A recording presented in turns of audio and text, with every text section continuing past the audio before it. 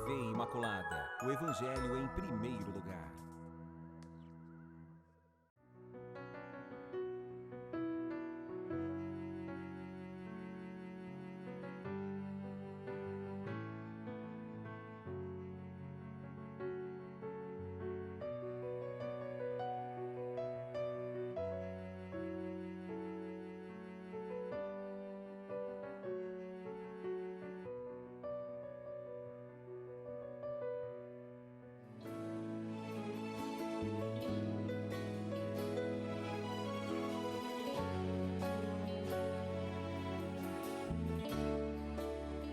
Pois é, aqui na TV Imaculada é assim, a gente promete e cumpre. Estamos de volta ao programa Respostas, junto com vocês que participam desse programa, numa belíssima interação. Você envia sua pergunta e nós aqui desse lado tentamos ajudá-lo a trazer uma luz, porque todos nós estamos no caminho da nossa vida procurando respostas, procurando aquelas setas que nos indicam o caminho da felicidade, o caminho da realização. Por isso nós queremos dar uma mão para você. Não temos fórmula de bolo, mas a gente quer responder juntos, sobretudo olhando a palavra de Deus, escutando a sabedoria cristã para que nós possamos trilhar os caminhos da vida, assim como diz, como nos convida a própria palavra de Deus, trilhar os caminhos da vida, gerar vida e alcançar esta vida em plenitude, que segundo nossa fé se encontra nele, em Jesus Cristo, o autor da nossa fé, e ele é aquele que é também o consumador desta mesma fé, porque nossa fé chega em plenitude nele, por ele. Que alegria estar com vocês mais uma vez. E como vocês sabem, quem já conhece o nosso programa, mas se você está assistindo pela primeira vez, não tem problema, seja muito bem-vindo. E a gente já vai começar a explicar para vocês que no primeiro bloco, nós ainda não começamos com as perguntas, mas você já pode, inclusive, já está enviando a sua pergunta, tem um número que está aí à sua disposição. Então, gente, o que nesse primeiro bloco? Nós queremos olhar um texto do Concílio Vaticano II, que é o momento onde a Igreja parou para pensar sobre si mesma, para pensar sobre a sua missão no mundo, o que é importante agora, o que não é importante, porque nós queremos falar ao coração dos homens de hoje. Os homens de hoje têm uma mentalidade, uma linguagem, uma cultura que é própria desse nosso tempo, com seus valores, sem dúvida, mas também com aquelas coisas que, infelizmente, não ajudam o ser humano a desenvolver-se integralmente, a construir a paz. Por isso, nós estamos sempre acompanhando esse processo. E esse Concílio Vaticano II é o texto. Nesse concílio se construíram vários textos que são iluminadores, orientadores do caminho da Igreja que começa, que adentra no novo milênio. Nós escolhemos o documento, um dos documentos, porque são vários. O documento do Concílio Vaticano II que fala sobre a Igreja. É Lumen Gentium, do latim luz dos povos. Cristo é a luz dos povos e, de fato, se fala da Igreja à medida que ela reflete a luz de Cristo. Por isso que começa com um título cristológico. Cristo é a luz dos povos, né? E a Igreja, o que ela anuncia? Cristo. Então, nesse sentido, nós fizemos um percurso, você que já está acompanhando, nós estamos quase no final desse documento já. E olha só, agora nós começamos a falar de Maria. Como Maria se insere dentro da história da salvação? E, por consequência, esse papel especial de Maria na sua participação no mistério de Cristo, como que ele é vivido na Igreja? Qual é a verdadeira devoção a Maria? E, nesse sentido, nós precisamos colocar Maria dentro da história da salvação. Aprofundar o seu mistério a partir da Sagrada Escritura, a partir da tradição, para a gente evitar os devocionismos, a gente tem que tomar cuidado. E nós precisamos então ter uma fé madura que seja capaz de entender o papel de Maria na vida de Cristo e também na Igreja, na minha e na sua. E agora nós vamos hoje falar de um momento muito especial na vida de Maria. Na verdade é o portal, digamos, da entrada de Maria no mistério, na participação especial nesse mistério da salvação. Deus consultou Maria, consultou se ela queria ser a mãe do Salvador. Não vou nem falar muito agora para vocês ficarem na expectativa aí. E vamos para o texto que você vai ler agora. Você mesmo aqui, nesse programa, você vai à fonte. Padre não fica fazendo interpretações de interpretações. Vocês também têm que conhecer o texto. Eu tenho dito sempre isso. Tem muita gente que está ficando com a visão da visão da visão. Vai no texto, vai ajudar. Vamos ler agora? Vamos ler juntos. a bem-aventurada Virgem Maria, Mãe de Deus, no mistério de Cristo e da Igreja. Maria na Anunciação. Quis, porém, o Pai das Misericórdias que a encarnação fosse precedida da aceitação por parte da Mãe predestinada, a fim de que assim, como uma mulher tinha contribuído para a morte, também uma mulher contribuísse para a vida. E isto aplica-se de forma eminente à Mãe de Jesus, a qual deu ao mundo aquele que é a vida, que tudo renova, e foi enriquecida por Deus com dons convenientes a tal alto munus. Portanto, nada admira que tenha sido corrente entre os santos padres chamar a Mãe de Deus, toda santa e imune de qualquer mancha do pecado, como que plasmada pelo Espírito Santo e formada qual nova criatura, adornada desde o primeiro instante de sua conceição com esplendores de uma santidade absolutamente singular.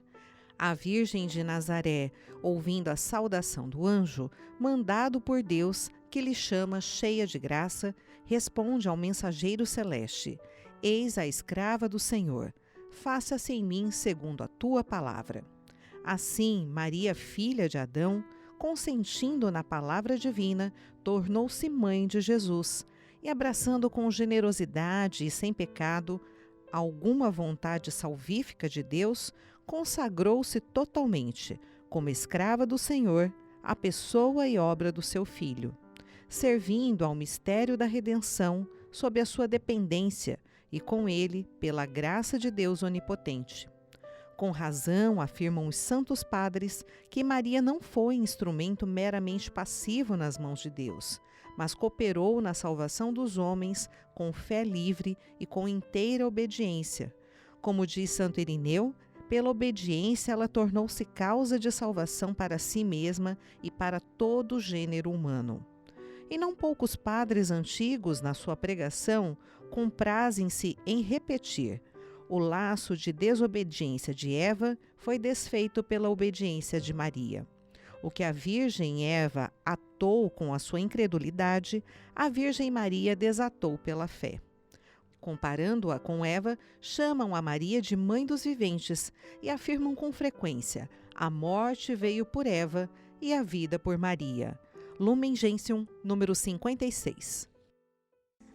Como eu disse para vocês, com grande alegria, a gente tem à disposição aí a escuta. O documento do Concílio Vaticano II coloca, não sei se vocês percebem, citações bíblicas e citações dos padres da igreja.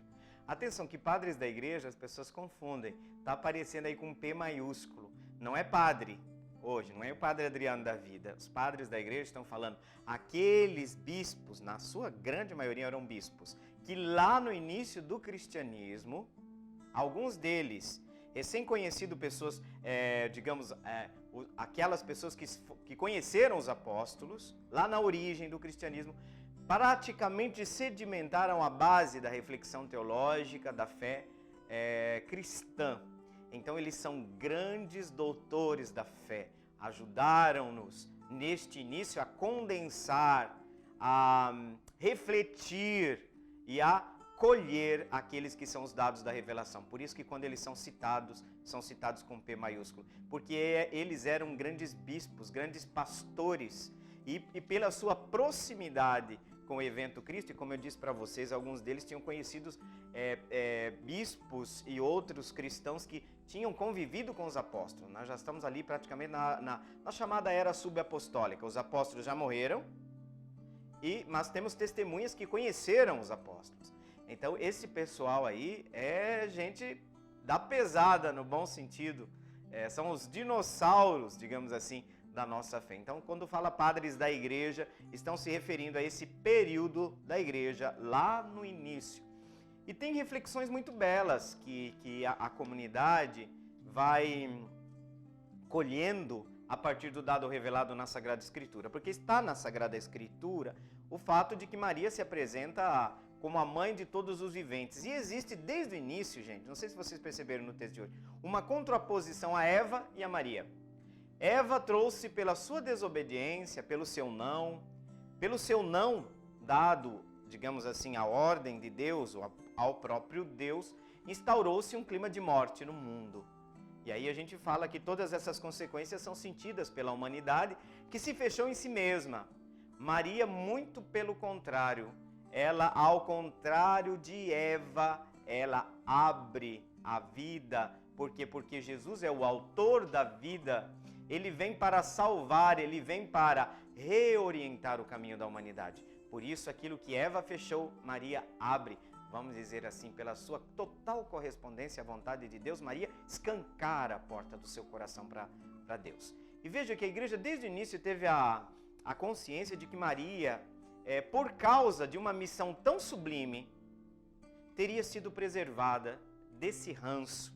Hoje é uma palavra que está muito presente entre nós, né? Eu peguei ranço de você.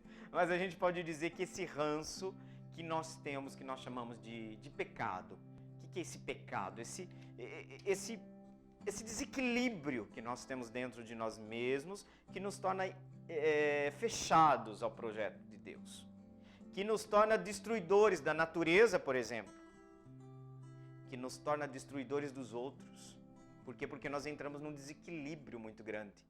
Isso é sentido no antropos da nossa vida, no antropológico. A gente se sente desencontrado dentro de nós mesmos. Maria, esse desencontro ela não tem. Porém, por outro lado, tem gente que parece que vê a história da salvação de maneira mecanicista.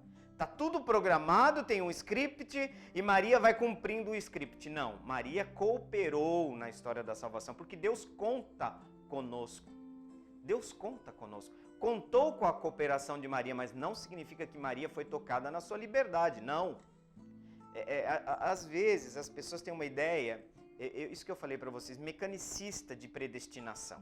Maria foi predestinada com isso, nós vemos uma Maria assim, robozinha, entendeu? Que faz tudo na hora. Gente, essa é uma ideia idealista da Sagrada Escritura. Se o anjo veio perguntar, por que o anjo viria perguntar se Deus já tinha certeza que Maria ia dizer sim? Se ela já estava programada para isso. O anjo veio perguntar porque Deus não passa por cima da liberdade humana para construir o seu projeto. Que fique bem claro isso. Por quê? Porque Deus não fere a liberdade humana, Ele quer potencializar a liberdade humana, porque quem escraviza é o pecado, não Deus, não o Espírito. O Espírito traz vida. Então vejam, Maria foi consultada e essa predisposição de Maria é uma graça que coloca todo o seu ser à inteira disposição do projeto de Deus. Eis aqui a serva do Senhor. Então essa serva de Deus, no sentido de que Maria diz o fiat a Deus. Nós podemos dizer que Deus esperava o sim da humanidade. E esse sim foi dado através de Maria. Se Eva fechou as portas, Maria abre de novo essa possibilidade. E nesse sentido, aqueles que vivem usando a ideia, foi tudo por causa de Eva, porque existe um certo machismo intrínseco que influencia inclusive nossa maneira de pensar. Aí logo você tem que dizer, mas olha, foi uma mulher também que abriu de novo a porta da salvação. Porque a gente só lembra de Eva, né? Que foi lá, fez a cabeça de Adão, isso está na nossa cabeça, infelizmente. Como se o Adão fosse um coitadinho. Mas até hoje a gente pensa assim. Até hoje, infelizmente, a gente pensa assim. Coitadinho, e ela a culpada, a tentadora. E nós temos que tomar cuidado com essa visão, eu sempre digo, porque quando tem uma separação, por exemplo, normalmente em quem que a gente põe a culpa? Pode ver. Normalmente a gente põe a culpa na mulher. E a gente tem que tomar muito cuidado com isso, muito cuidado. Então, é isso que eu estou dizendo para vocês. Maria reabre as portas. Então, ela é considerada santa desde o início do cristianismo. Nós católicos não inventamos agora essa santidade de Maria. Que santidade significa correspondência à santidade de Deus. Só vós sois o santo, mas Maria entrou de tal forma nessa comunhão com Deus que colocou sua vida inteira à disposição do projeto de Deus. Por isso que Maria é modelo para nós, para mim, para você. Colocar-se a serviço do projeto de Deus. Realizar em nós aquilo que nós rezamos todo dia no Pai Nosso. Faça-se em mim que seja feita sua vontade. Maria fez a vontade de Deus. Ao contrário, aqui tem a contraposição que os padres da igreja fizeram entre a figura de Maria e a figura de Eva. Então, Maria, faça-se em mim. Aquilo que aconteceu com Eva, Maria reconstrói a ponte entre o céu e a terra. E nesse sentido, todo o texto fala dessa resposta que Maria deu ao mensageiro celeste. Eu estou aqui à disposição do projeto de Deus, consentindo plenamente para que o verbo de Deus se fizesse carne em seu ventre. Então, por essa porta, Maria se associou de maneira muito especial. Agora, pode-se dizer que Maria é uma mulher qualquer? Sim, em sentido pejorativo, não. Mas em sentido positivo de dizer que o que essa mulher tinha de extraordinário? Era uma jovem sonhadora do seu tempo. Quem olhava assim, via alguma coisa de extraordinário, o céu mais iluminado quando Maria chegava? Não. Uma mulher do seu tempo, simples, uma mulher apaixonada por José. Então, nesse sentido, é uma mulher simples do seu povo, mas que se tornou extraordinariamente grande por conta da sua total correspondência ao projeto de Deus. Ai, que bom falar dessa mãe maravilhosa, mas nós chegamos ao final do nosso bloco. Nós vamos para o intervalo, mas não saia daí, porque tem pergunta quente que está vindo por aí. Eu sei que tem gente que fica esperando. Gente, nós já voltamos. Até mais.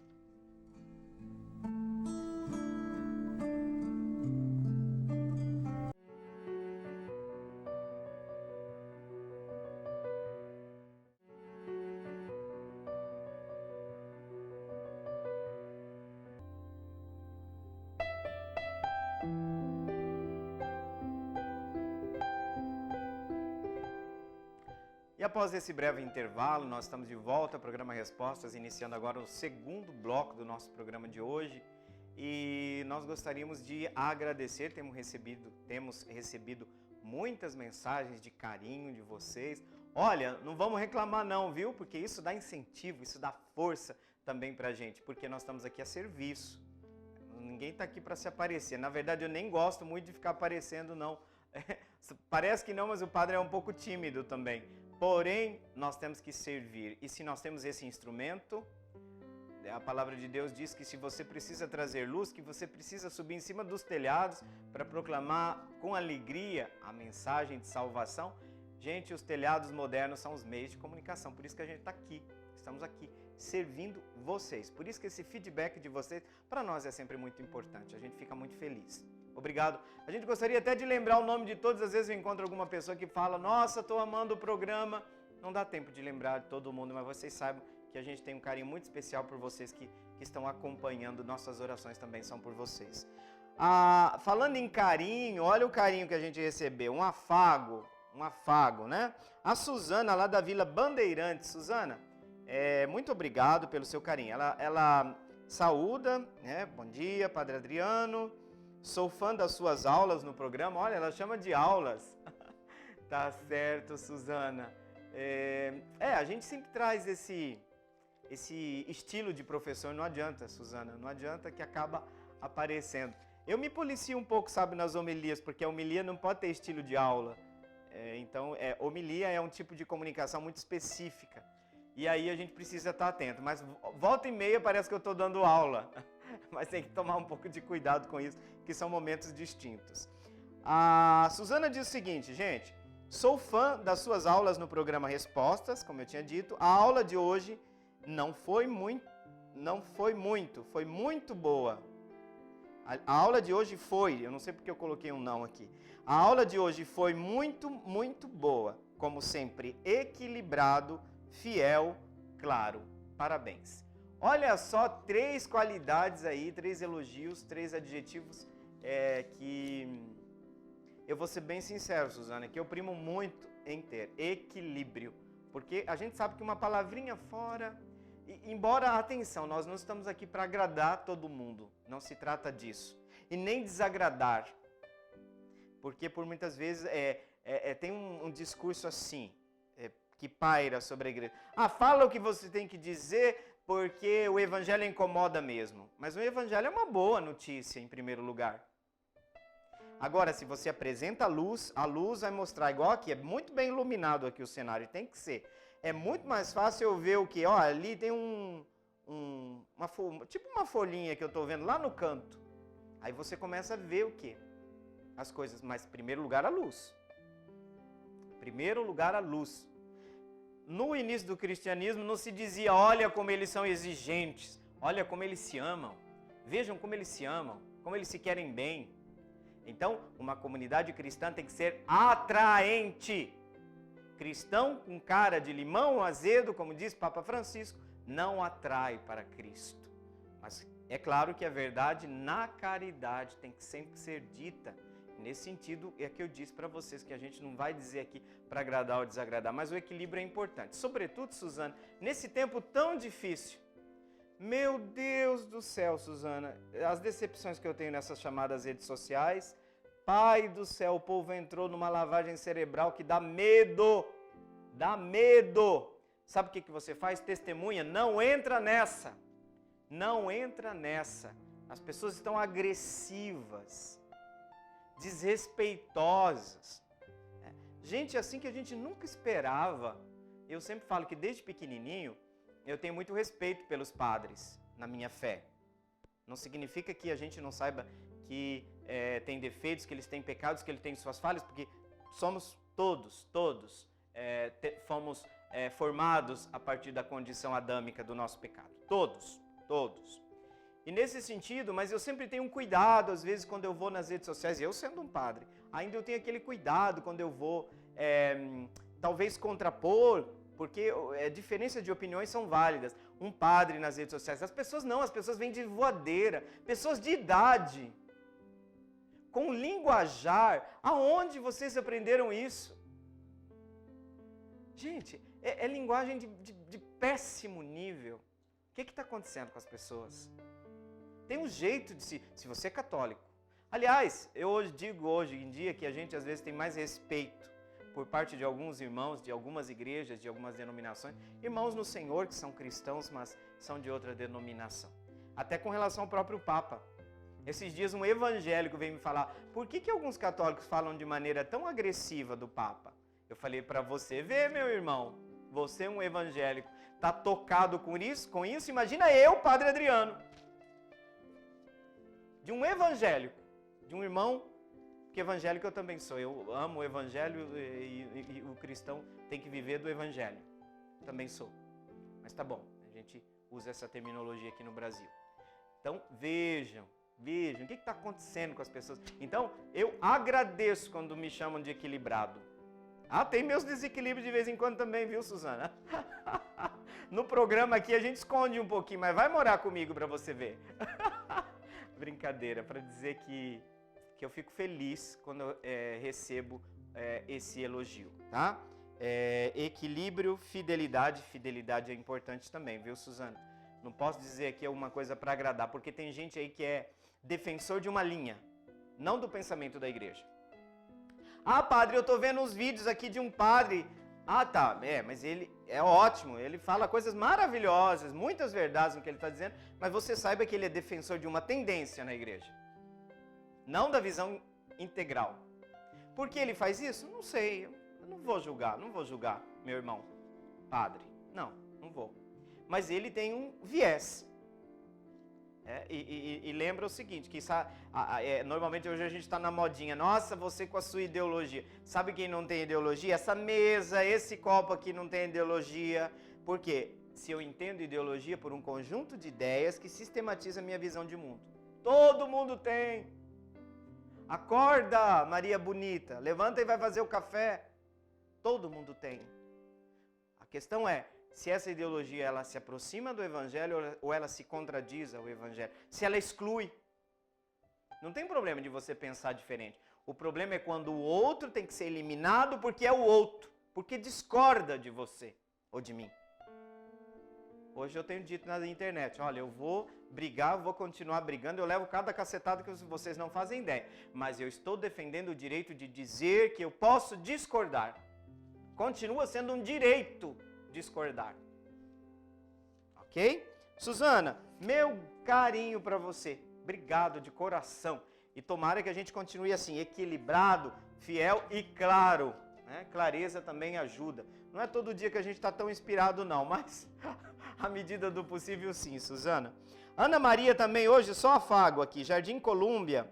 Mas ela está fazendo um pedido aqui para nós hoje, Ana Maria, na verdade. Pede em ação de graças pelo aniversário da Edna Jardim Abreu, que está completando, olha só, essa mocinha cresceu, 74 anos, que graça, 74. Quem que é que está fazendo aniversário? A Edna, senhora Edna Jardim de Abreu, Deus abençoe a ação de graças.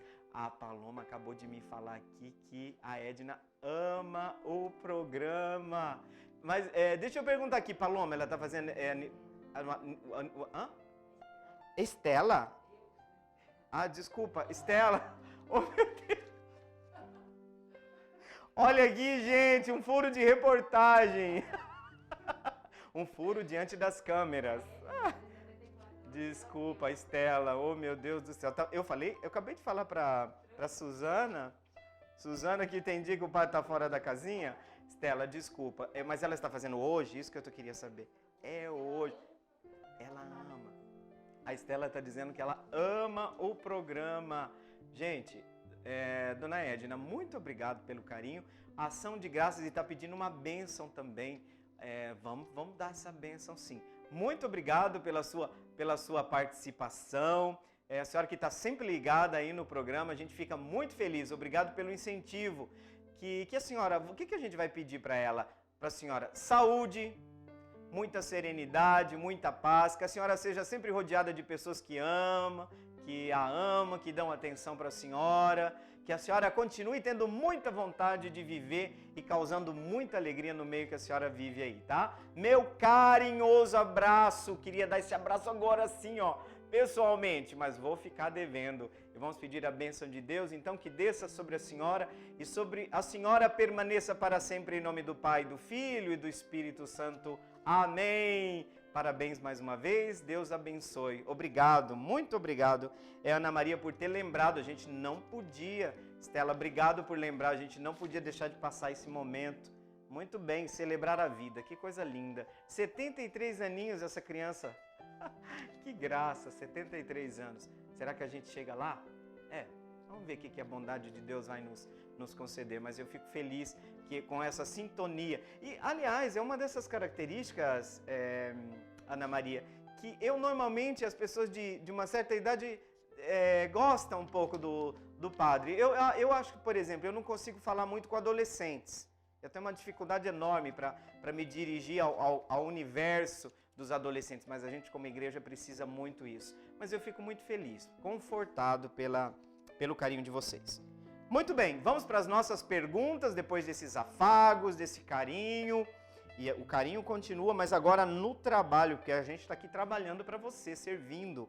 A Yolanda da Vila Alba, como o nosso instrutor geográfico não está aqui hoje, que é o Fábio, mas eu sei onde é a Vila Alba, viu? Fiquem tranquilos. A Yolanda pergunta, padre, o senhor acha que a pandemia é um castigo? Pois é, olha só. Sabe por que eu acho muito importante, Yolanda, você fazer essa pergunta? Porque tem muita gente com essa cabeça, com essa mentalidade. Atenção, se por castigo aqui, vamos supor que a nossa mente faz assim, um movimento sequencial de Deus. Tá? A sua pergunta veio até, é um castigo? Mas eu vou pressupor o de Deus. Resposta, não.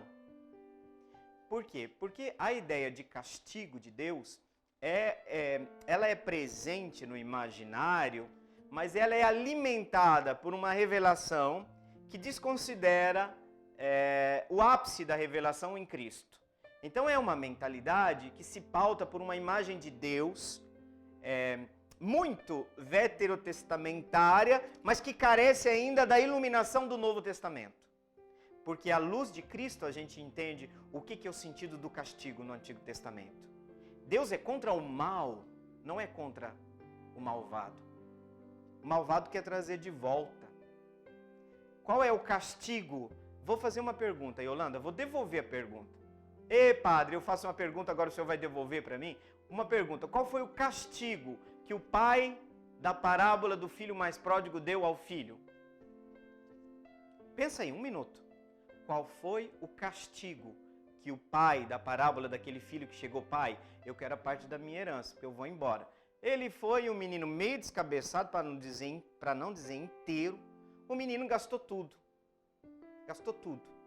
Chegou um ponto tal de miséria que esse rapaz, porque fala o filho mais novo, o mais novo é o descabeçado que saiu, o mais velho ficou em casa. O mais velho é o santinho. Aspas. Coloca aspas aí. Qual foi o castigo do pai? O pai deixou o filho. Tá bom, filho. Você quer? Vou fazer o quê? O pai, não podemos falar de castigo, mas podemos falar de uma pedagogia do pai. Tá? Agora, Yolanda, pega isso aqui. No lugar de castigo, fala pedagogia. Na pedagogia, é um jeito de ensinar. No jeito de nos ensinar, é válida aquela frase que às vezes um pai e uma mãe diz para o filho. Filho, não põe o dedo aí na tomada. Filho, não põe o dedo na tomada. Filho, pôs o dedo lá e saiu chorando. O pai castigou o filho? A mãe castigou o filho? Não. Mas agora o papai e a mamãe vai dizer o quê? Filho, o que o papai falou para você? O que a mamãe falou para você? A mãe ficou contente com o choque que a criança levou? Não.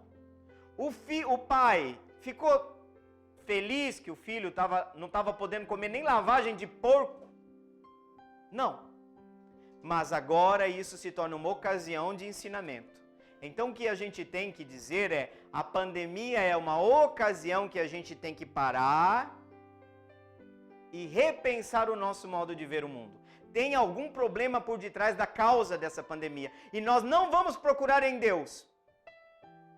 Nós temos que procurar entre nós. Agora, Deus está querendo falar muita coisa para nós nessa pandemia. Está.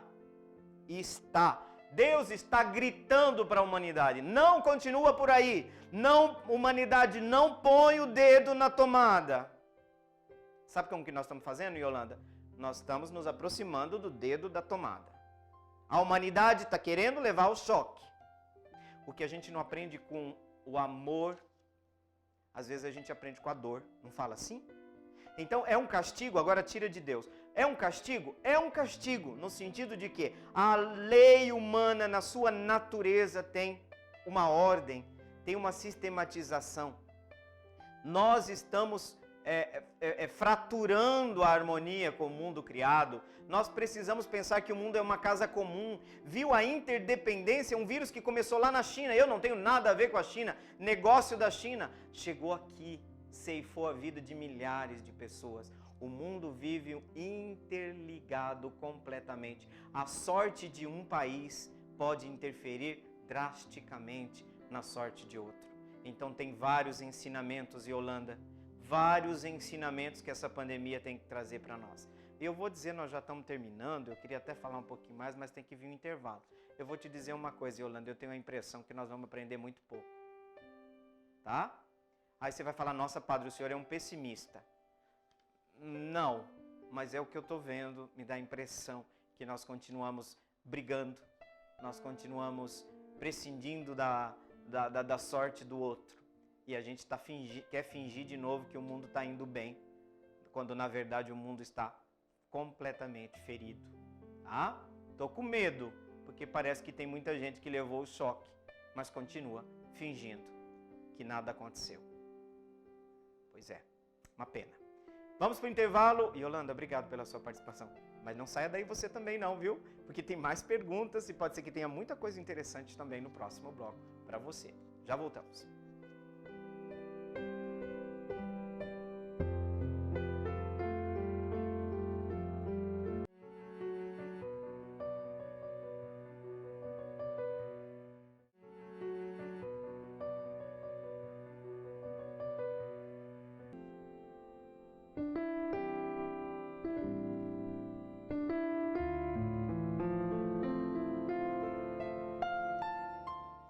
Muito bem, não parece, mas o tempo voa no programa Resposta. Nós já estamos no terceiro bloco.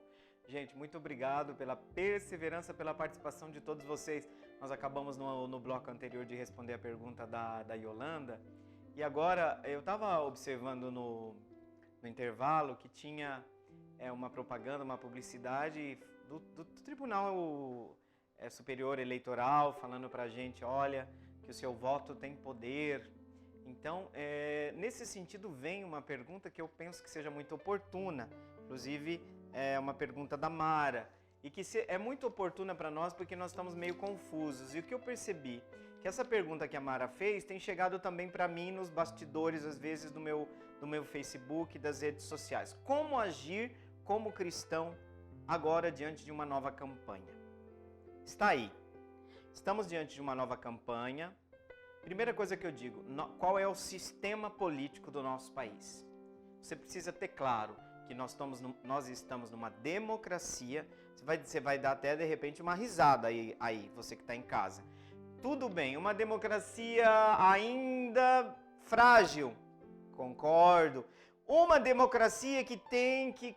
Porque como que nós vamos falar de democracia se existe uma desigualdade gritante ainda? Então é verdade, uma democracia frágil, uma democracia debilitada, mas a gente não pode debilitar ela ainda mais, a gente tem que tirar ela da UTI. Tem que tirar. Então nosso sistema democrático funciona. É um sistema democrático.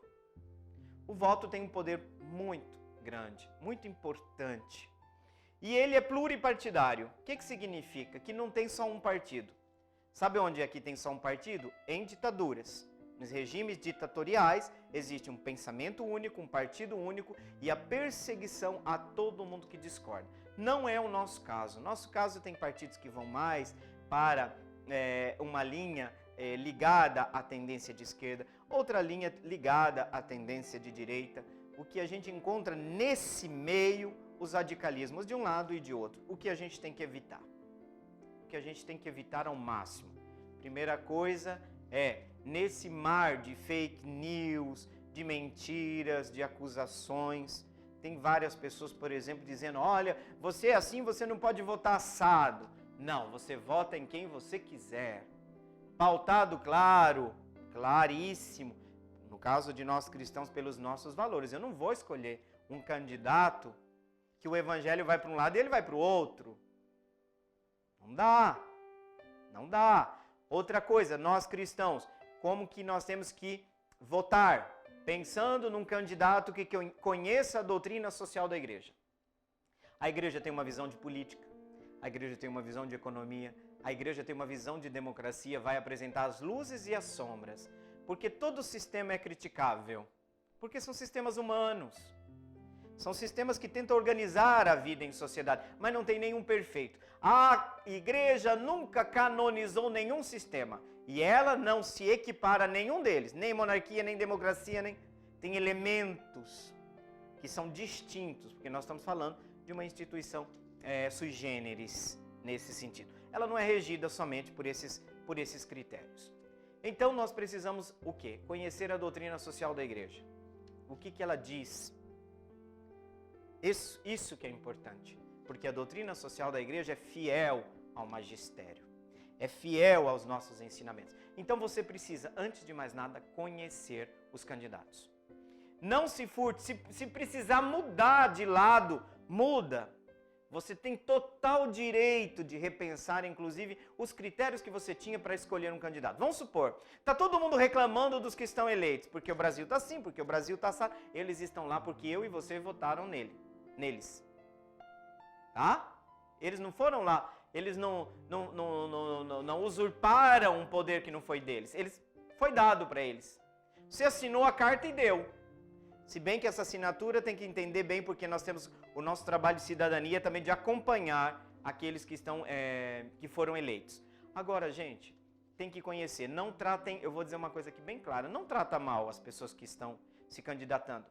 A maioria deles está ligada a sistemas. E eles vão ter que dar conta de responder a esses sistemas. Normalmente, que parece Deusinho. O que acontece? Essas pessoas que estão com a campanha muito... É que agora, claro, vocês vão dizer, nossa, tem o financiamento público das campanhas. Ok. Só que mesmo isso tem um retorno depois. Então a gente tem que tomar muito cuidado, é o que eu falei para vocês. Não é um sistema perfeito. Pode ser criticado sobre diversos pontos de vista. E eu vou respeitar a sua opinião. É que nem eu falo, no meu Facebook eu nunca trato, são questões pessoais, eu nunca trato, vou falar disso lá na missa, na homilia. Imagina, absurdo. Nunca fiz isso. Agora, discutindo isso, Por quê? Porque nós estamos numa área que é ligada a um sistema humano e como tal limitado, que pode ser aperfeiçoado.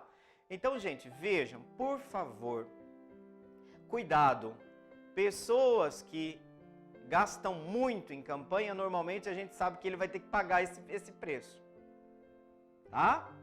E hoje em dia tem as determinadas corporações. O corporativismo está muito forte no Brasil. A bancada, aquela classe, aquele grupo, cada um pensando o quê? No seu. Então toma cuidado com gente amarrada. Por quê? Porque ela vai ter que responder não ao seu voto, não ao que ele se comprometeu com você, mas ele vai ter que rezar na cartilha de alguém. E todos os grupos brasileiros têm seus candidatos, tá? Não vem com mentira pro nosso lado. Todo mundo quer ser beneficiado. Então o problema não é só votar. É óbvio que nós vamos descartar toda forma de venda de voto. Absolutamente. Você vendeu seu voto, você é um corrupto. Vendeu seu voto, você está entrando no processo de corrupção. Eleitoral, mas corrupção. A pessoa que está te comprando o teu voto, ela vai te dizer para você, eu paguei seu voto. Ah, mas você não está fazendo nada daquilo que prometeu. Você já pagou, eu comprei. Se lasque, tá bom? Não venda seu voto, pelo amor de Deus. A gente paga caro por isso. Mas toma cuidado, pergunta para o seu candidato, o que você pensa? Você é do grupo tal, você é um trabalhador, você é um fazendeiro, você é um empresário. Você pensa só com beneficiar os empresários? Você é professor. Você não pode eleger uma pessoa que vai pensar só na classe dela. Nem todo mundo é professor. E você tem que pensar também com a consciência da sua classe. No sentido, você é uma pessoa pobre. Você sabe que você precisa de candidatos que vão pensar em políticas sociais. Meu Deus! Que vai ter que pensar em todo mundo? Sim, sempre. Mas você também tem que pensar que você precisa daquele ônibus, que você precisa daquele saneamento básico, porque senão seu filho vai crescer num ambiente que compromete a saúde. Vocês têm que pensar nisso. Então o que eu digo? Gente, toma muito cuidado. Por quê? Agora, por outro lado, outro discurso extremo. Eu estava falando com a Estela agora há pouco. Nós estávamos conversando aqui. Não pense que todo mundo não presta. Não pensa assim. E outra, escuta as propostas do seu candidato. Escutem. Escuta. Ah, você vai dizer dentro de você, você vai ficar raciocinando. Olha, isso é bom. Esse cara pensa no grupo dele, mas pensa no geral também. Aí você, não, isso aqui eu já não gostei. Vai analisando cada candidato. Mas como que você vai analisar o candidato se você não escutou ele? Então, gente, vamos tratar com respeito. Vamos receber a proposta dos candidatos. Olha, eu tenho uma proposta para você. Tá bom, eu vou escutar. Já teve 3 pessoas que vieram. Tá bom, pode me passar. O que você pensa? O que você pensa disso? O que você pensa daquilo? Vocês entenderam? Conheçam os candidatos. Conheçam. E outra coisa, você votar em árvore que já não deu fruto, eu não quero ofender assim, sabe? Pelo amor de Deus. Estela, tá pro ouvido aí, pelo amor de Deus. Mas você é burro! O cara já não deu fruto, gente! Eu vou falar aqui, Estela, só pra me recompor. Eu já fui burro muitas vezes em eleição, viu? Tá bom? Tá bom? Eu aqui, ó, burrinho, ó, já fui burrinho. Votei no cara, nossa senhora, eu falei, esse cara, meu Deus do céu, cristão, e vai, cristão. Ai, meu Deus. Soco atrás do outro. Nunca mais na minha vida esse cidadão vai receber meu voto. Foi reeleito já 3, 4 vezes. Ai, meu pai do céu, não deu fruto, criança. Por que você vai votar nele de novo? Não deu fruto.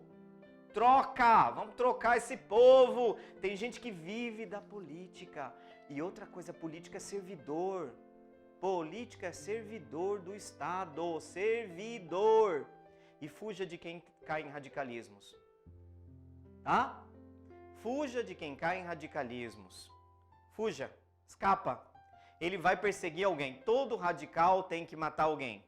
Se não tem que matar moralmente, ele tem que matar. E outra, eu tenho muito medo porque nós brasileiros não somos tão pacíficos como nós parecemos. Não vem com essa história, não venham. Nós não somos tão bonzinhos assim não, não é verdade. Vamos parar de enfeitar. Existem pessoas armadas até os dentes. Gente, vamos pensar em todo mundo.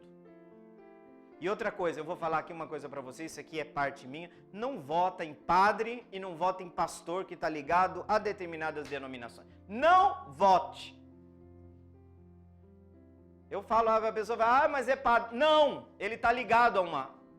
Agora, por outro lado, vou dizer assim de maneira muito sincera para vocês. Uma coisa é o cristianismo, candidatos cristãos têm todo o direito de se candidatar. Só não tem o direito de pensar no gueto, em gueto, tá? E nós temos que ver candidatos que estejam em sintonia com a doutrina da igreja, como eu falei para vocês no início. Mas tomem muito cuidado que vocês têm que perceber que a igreja tem uma doutrina social e a gente precisa estar muito atento a isso.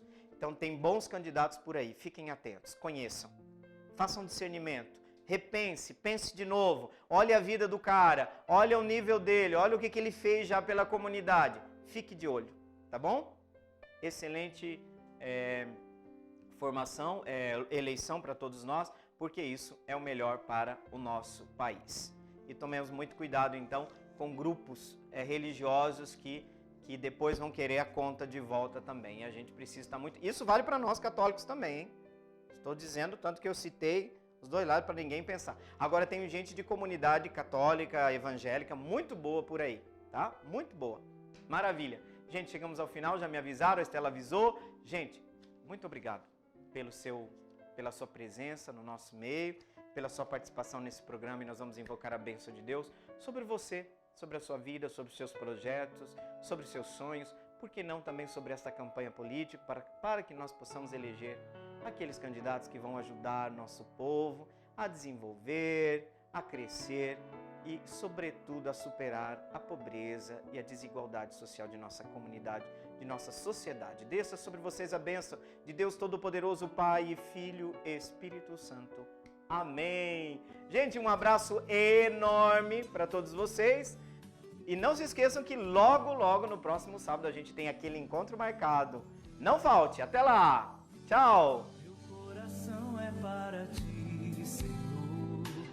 Meu coração é para ti, Senhor.